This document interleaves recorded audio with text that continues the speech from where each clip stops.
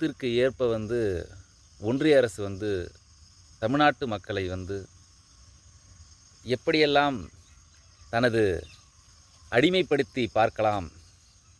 இந்தியாவில் பல்வேறுபட்ட மாநிலங்கள், பல்வேறுபட்ட இன கலாச்சாரங்கள், தொன்மையாக நிலவும் பலதரப்பட்ட இடங்கள் எப்பொழுதும் வரலாற்று சான்றுகளாகவே இருந்து கொண்டிருக்கும்.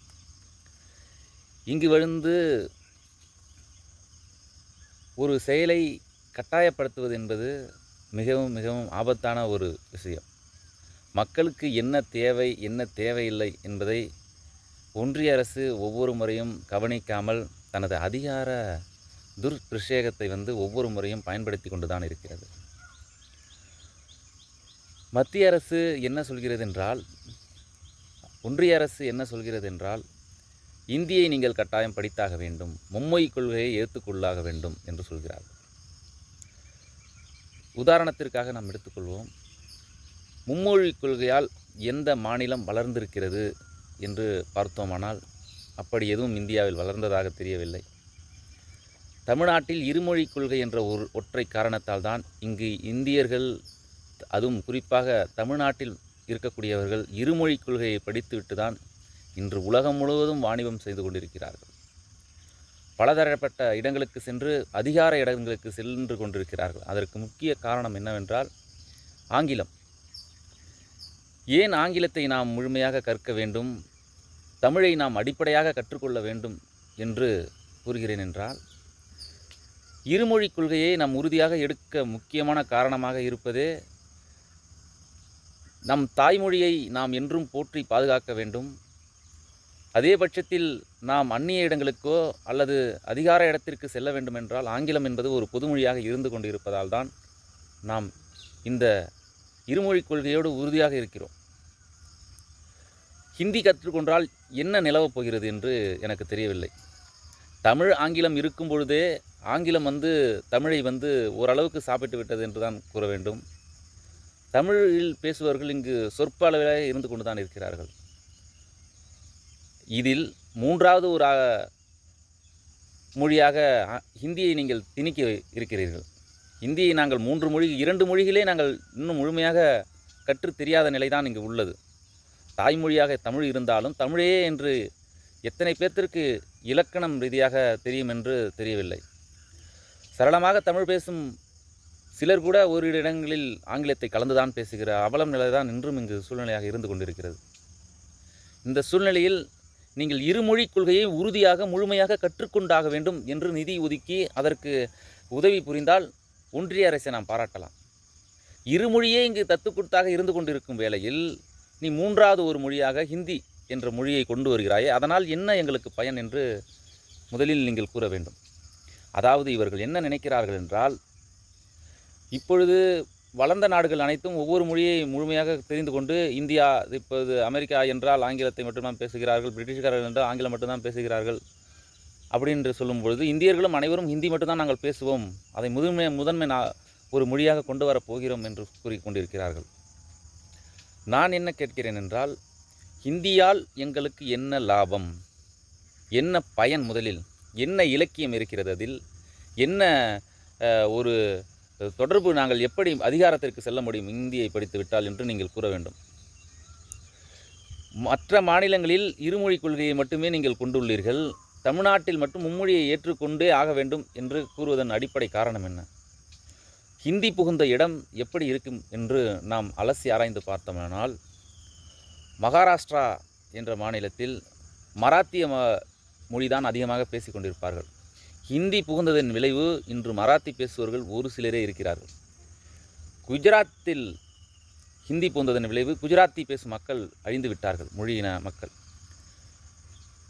இந்த பேஜ்பூரி போன்ற மொழிகளும் அழிந்து கொண்டு விட்டது. அதாவது ஹிந்தி எங்கெங்கெல்லாம் செல்கிறதோ அங்கு அந்த தாய்மொழியை கொன்றுவிட்டு இது ஆதிக்கம் செலுத்தும் என்று கூறுகிறார்கள். ஹிந்தி தமிழ்நாட்டிற்கு வந்தால் தமிழை முழுமையாக அனைவரும் மறந்து விடுவார்கள் என்பதுதான் இங்கு மக்களின் மிகப்பெரிய பயமாக உள்ளது.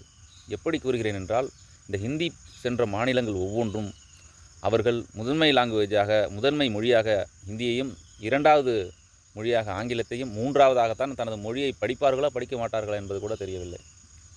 இந்த சூழ்நிலையில்தான் ஹிந்தி நமக்கு மிகப்பெரிய ஆபத்தான ஒரு மொழியாக நாம் பார்க்க வேண்டிய சூழ்நிலையாக இருக்கிறது. தற்போதைய காலகட்டங்களில் அதிநவீன ஏஐ ஆர்டிஃபிஷியல் இன்டெலிஜென்ஸ் என்ற காலகட்டத்தில் நாம் நெருங்கிவிட்டோம். அதை பயன்படுத்த ஆரம்பித்து விட்டோம். கண்ணால் பார்த்தால் ஒரு ஃபோட்டோ எடுத்தால் போதும், எந்த மொழியையும் நாம் சில காலங்களிலே தெரிந்து கொள்ளும். சில மணி நேரத்து சில மணி துளிகளிலே இது என்ன மொழி, என்ன வாசகம் இருக்கிறது, அவரவர் தாய்மொழியிலே டிரான்ஸ்லேட், அதாவது மொழி மாற்றம் செய்து கொடுக்கும் ஆர்டிஃபிஷியல் இன்டெலிஜென்ஸ் இருக்கும் காலகட்டங்களில் ஒரு மொழியை நீ கற்றுக்கொண்டாக வேண்டும். அப்போதான் முன்னேறுவாய். அது என்னமோ வரப்பிரசாதம் மாரியும், அதை நீங்கள் கற்றுக்கலைன்னா உங்களை இத்தனை வருஷமாக அடிமைப்படுத்தி அதை கற்றுக்காத வழியாக ஆக்கிட்டாங்கங்கிற மாதிரியும் ஒவ்வொரு முறையாக இவர்கள் கூறிக்கொண்டிருக்கிறார்கள். மிகப்பெரிய ஒரு தப்பாக தான் நாம் பார்க்க வேண்டிய சூழ்நிலையில் நாம் இருக்கிறோம்.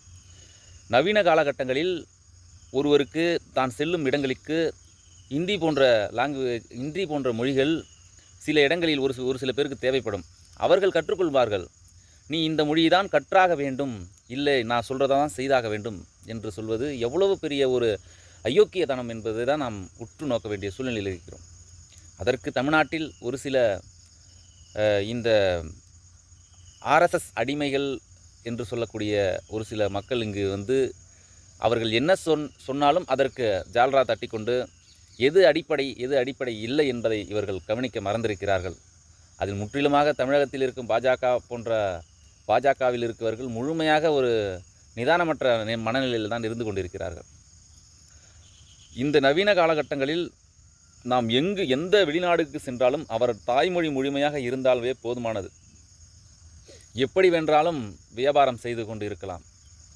அந்த அளவிற்கு அதிநவீன டெக்னாலஜி இருக்கும் வேளையில் இந்த மொழியை நீ கற்றாக வேண்டும் என்று திணிப்பதன் உச்சபட்ச மோசடி என்று தான் நாம் கூற வேண்டும். அதேபோன்று உலகிலே பலரிடம் ஒரு கருத்து கணிப்பு என்று ஒரு ஆய்வு நடத்தப்பட்டது. அந்த ஆய்வில் என்ன சொல்கிறார்கள் என்றால், எவரெவரெல்லாம் தனது தாய்மொழியில் படித்து வருகிறார்களோ அவர்கள் மட்டுமே தனது அதிகாரத்தில் நிலையாக நின்று கொண்டிருக்கிறார்கள், அதிகார போக்கோடு இருப்பார்கள், ஒரு கற்பனையோடு வளர்வார்கள், ஒரு சந்தோஷமாக படிப்பார்கள் என்று ஆய்வில் குறிப்பிடுகிறார்கள்.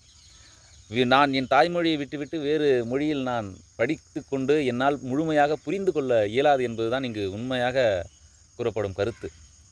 தனது தாய்மொழியில் படிப்பவர்கள் மிகவும் மகிழ்ச்சியுடன் படிக்கிறார்கள், மிகவும் தெள்ள தெளிவாக தனது பேச்சில் நடையில் இருக்கிறார்கள் என்று நாம் குறிப்பிட வேண்டும். தற்பொழுது மத்திய அரசிற்கு அதாவது ஒன்றிய அரசிற்கு நாம் கூற வரும் செய்தி என்னவென்றால், ஆங்கிலமும் தாய்மொழியையும், அதாவது தாய்மொழி ஒவ்வொரு மாநிலத்தில் இருக்கும் ஆங்கிலமும் அவர்களுடைய தாய்மொழியையும் முழுமையாக நீங்கள் கற்றுக்கொள்ள வேண்டும் என்று நிதி தர வேண்டுமே தவிர, இந்த மூன்றாவது மொழியை நீங்கள் கற்றால்தான் நாங்கள் நிதி தருவோம், மும்மொழி கொள்கையை ஏற்றால்தான் நாங்கள் நிதி தருவோம் என்று கூறுவது ஒரு வரலாற்று திணிப்பு. இதை எந்த காலத்திலும் மக்கள் ஏற்றுக்கொள்ள மாட்டார்கள். அதை தற்போது இருக்கும் தமிழக மக்கள் எவரும் அந்த இந்தி மொழியை நீங்கள் திணிக்க நினைத்தால் எங்கள் தமிழகத்தில் மீண்டும் ஒரு மிகப்பெரிய மொழிப்பு நடைபெறும் என்பது நிச்சயமாக தற்போதைய ஆளும் ஆட்சியர்கள் மிகவும் தெளிவாக கூறியிருக்கிறார்கள். நாம் மேலும் நமது மொழிகளை ஊக்குவித்து மக்களுக்கு தெளிவாக சொல்லி எடுத்துரைக்க வேண்டும் என்று நாம் கூறிக்கொள்கிறோம். வாழ்க தமிழ், வளர்க தமிழ்.